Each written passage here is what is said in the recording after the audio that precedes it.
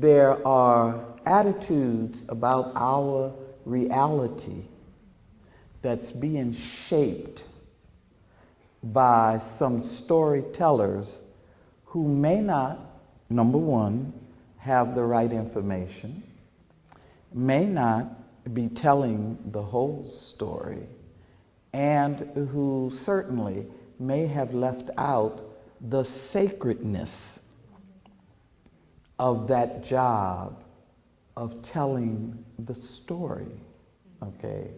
And what I want you to understand is that in the tradition that I come from, the proverbs and the myths are intended to tell you how to deal with reality on every level.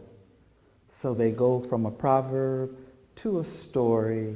That story has certain predictions in it, and then those predictions have prescriptions that go with them for how to correct the imbalance that occurs in the story. Now here's the late breaking news. We have made we've been locked into the written word as something that is stagnant. It's written, that's it. In cultures where we have orature, the story remains alive, okay, and it grows according to what members of the community add to it, so that it is possible for your story to become a verse in the sacred orature. It is possible for you to become an illustrious ancestor who said something wise, and you become part of the positive myth that touches the future. To that end, I am seducing people into creating eco-mythology. That is to take a look at what's going on with our Mother Earth, what's going on in our culture, our education, what are the problems that we are dealing with, and what is the native intelligence that you have to address those issues, because you are the storytellers who will reflect the reality. Your stories will impact other people's consciousness, and they will make decisions based on what you say. I have been encouraging people to do eco-mythology, to rewrite the story of our times, to put your recommendations in there, to tell the story in ways that will be memorable for other people. I am speaking as an African American. Yes. Okay. And because my ancestry is my ancestry is African, it is Native American and Southern European. Right. And I claim all of it. Exactly. I claim all of it. Most people don't claim all of it. All of their ancestry. All of That's their right. ancestry, okay? I put up a big fight to be able to do that, you know. I share that. I mean, that's the thing that's important. It's to claim. So you know. To claim it all. To claim it all is like to turn yourself into this very unusual being, you know. And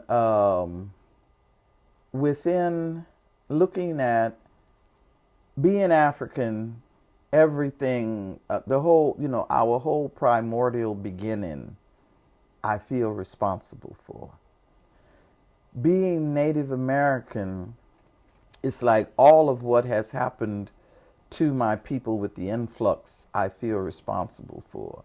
being Southern European, I feel some responsibility for what those ancestors did too. You see what I'm saying? And I carry all of that, and I look at what the communities need. Okay, our communities need examples of more balanced relationships, period. Of all types. Of all types. You know, man to woman, partner to partner, parent to child, friend to friend, co-worker to co-worker, stranger to stranger.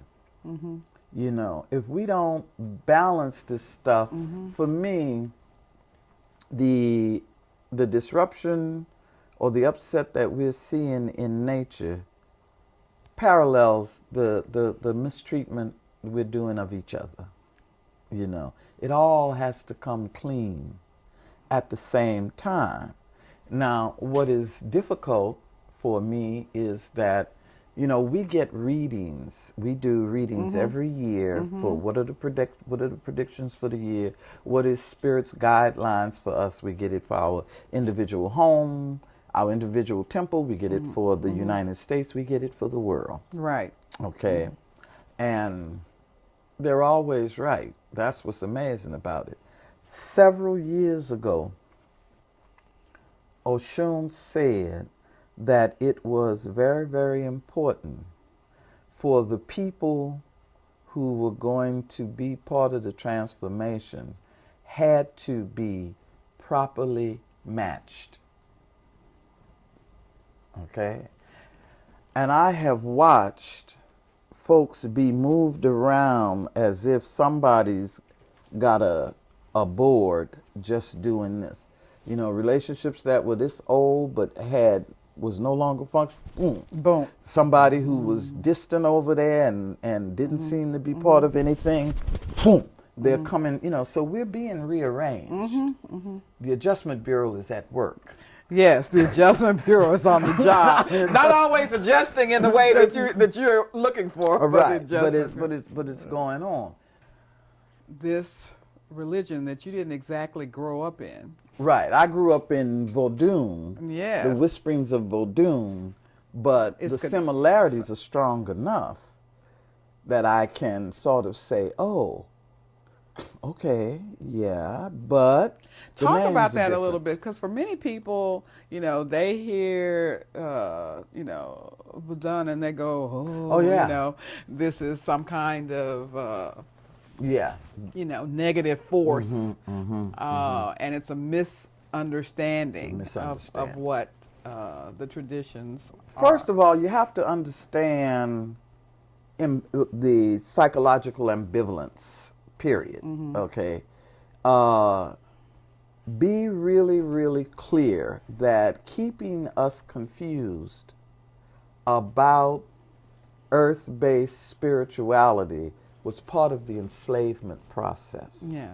I want everybody to get that, okay? Slavery was created by the Catholic Church.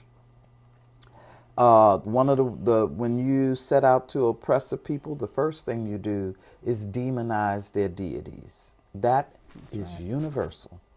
The next thing you do is impose a hierarchy in their social structure that did not exist before. You separate the family. You send the children. I mean, there's a formula for it. Exactly. That everybody has done to everybody else. Okay. The people who survive by taking on the way of the oppressor, right, and pressing down their own way. But it's never lost. It exists somewhere. It exists somewhere, and you see. Somewhere and in the pops village, up. it's there. That's right. It pops up here and there, okay? So the people, I say this all the time, there are people who see themselves as good Christians or good Muslims or good whatever they are, who, if you talk to their rational self, will tell you, I'll be the first one to strike a match at a witch burning, okay? But those same people, if their love life is messed up, if they're sick and the doctor is not curing them, if they're experiencing some spiritual phenomena that the psychologist cannot decipher, they will crawl through the alley to my back door, okay, to get what they need. And there's this kind of ambivalence about, I'm scared of that power until I really need it. I deny it, but I know that it's always there.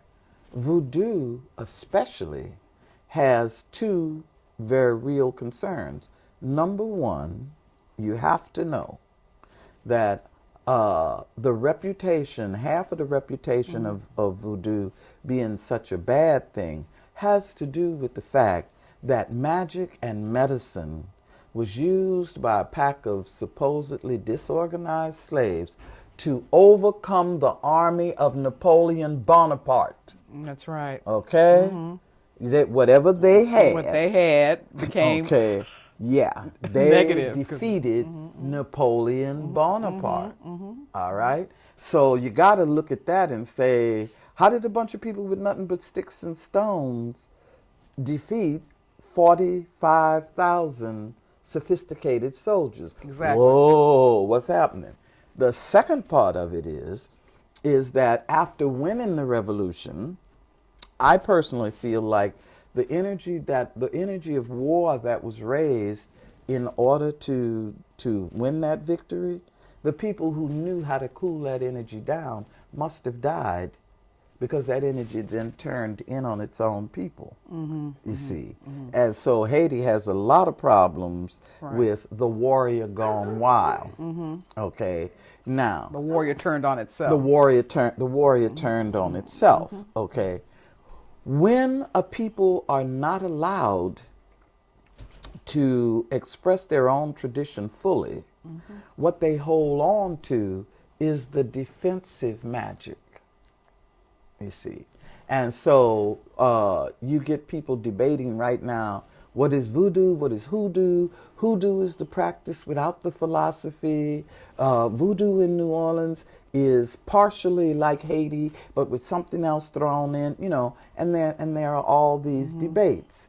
In jambalaya, I track very clearly the meaning of the word, the practices, what it is, okay? Now, unfortunately, due to the exploitation of the media, that word has come to have a negative meaning almost universally. So my sister was traveling, coming out of Hawaii, and she had a coconut in her pocket, right? And when she came through the airport, they're supposed to inspect everything. The man wouldn't touch the coconut. He said, that's some Hawaiian voodoo. He's scared, okay? I say some people need to be scared. Leave them scared. Exactly. I don't care. Exactly. If you ain't got sense enough to, to know that there's light and shadow in everything, especially you, that's okay. But from the point of view of people generally in the community, you have to know that, during the slave period, there was a thing called the Black Codes. And the Black Codes said a number of things. You were property, you couldn't marry, there was this, that, and the other. And one of the things was the penalty for practicing your own tradition was death. Exactly. Okay? So the traditions that survive by appearing to be Catholic, by merging with Protestant practices, by the big one now is it's all right to be culturally African or culturally Native American or culturally Asian, but not spiritually. You can't Big divide. Christian. Yeah, you can't divide people up like that.